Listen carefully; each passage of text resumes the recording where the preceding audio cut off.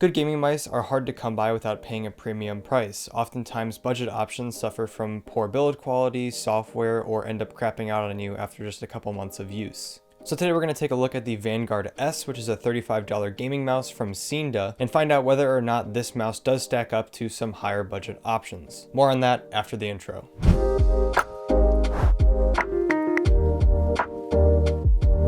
Welcome to Top Spec. If you're new around here, we are your one-stop shop for tech content, so if that sounds like your thing, feel free to join us by pressing that red subscribe button down below. So before I get into the review, I will note that this mouse does sell for $35 US on Seenda's official store, while on Amazon it actually sells for only $25. So that's just something to keep in mind, that the value of this mouse could be even significantly lower than you might expect. Also, I will note that we were sent this product for free from Seenda, but we weren't asked to speak highly of it, and they had no say in the final edits, so they are seeing this video at the same exact time that you are. So inside the box, the Vanguard S actually comes along with two interchangeable side plates. This is a really cool feature that I've never seen before on a mouse, even the higher level gaming mice.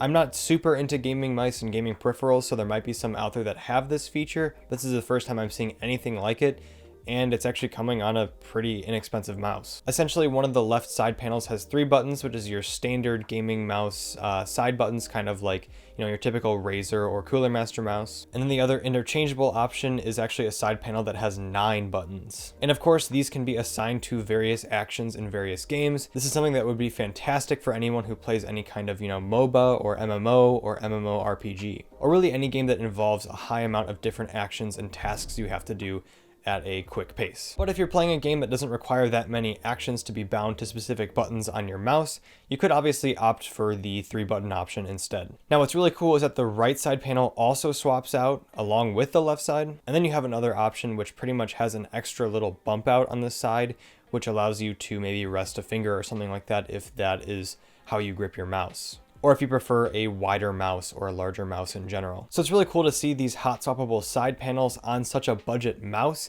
Since the mouse is only $25, this is not something that I would expect, and it works really well if you're a person who plays a wide variety of games. Maybe you play a first-person shooter like Valorant, and then you play a MOBA like League of Legends or something like that. Did I seriously write League of Legends? No one plays League of Legends. So when it comes to the materials used on this mouse doesn't seem to be really any different from any other gaming mouse I've used in the past. It's rigid and it has a matte finish, unlike my MM711, which has a glossy finish and is constantly building up residue simply from just interacting with my skin. If you're interested in that video, there will be a card up in the upper right-hand corner.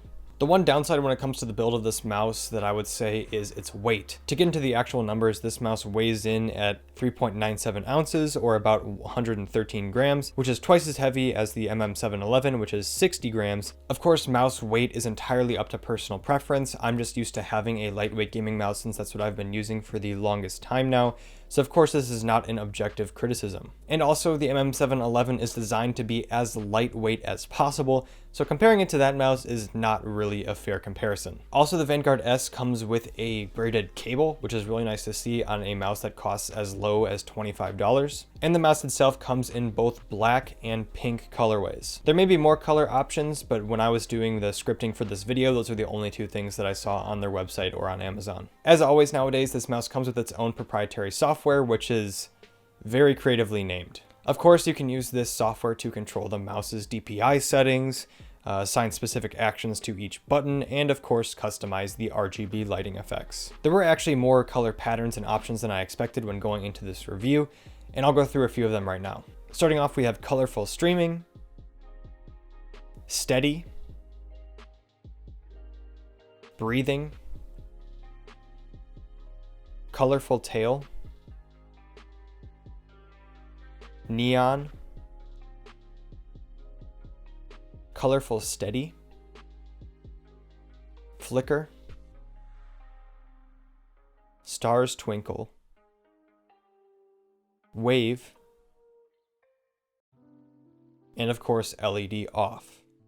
Obviously the names of these settings are kind of lost into translation with the software being translated into English, but it's still really nice to see all these different options available on a mouse of this price. This mouse also goes all the way up to 10,000 DPI, which can be customized in the software, and it can also be customized on the mouse itself with the DPI buttons. When it comes to overall comfort and grip, I can't give too many opinions on that just yet, just simply because I haven't used the mouse for very long yet.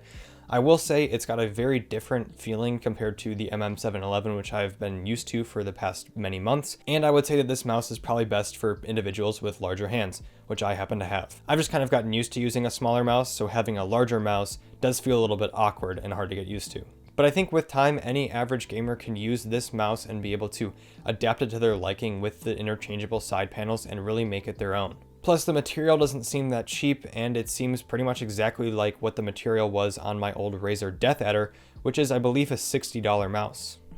So like I said in the beginning of the video, budget mice like the Vanguard S often fall flat in one of three different categories. Either they're built of cheap materials, the software is poorly designed, or they end up crapping out on you after a few months of use. As I said before, I have not really had this mouse for long enough to test its longevity and really put it through its paces. But based on the testing that I've done so far, this mouse does seem to be pretty good for the price. It's built out of a pretty solid material, it's got plenty of different RGB lighting options, it's got customizable DPI, and it's got a plethora of customizable buttons. And the really neat hot swap feature presented with the side panels is a really cool addition.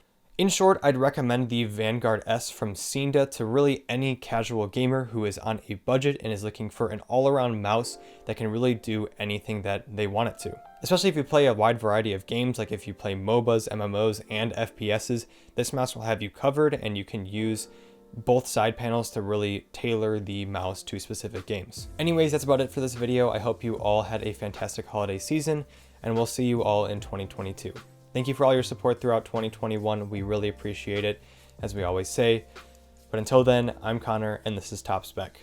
We'll see you in the next one.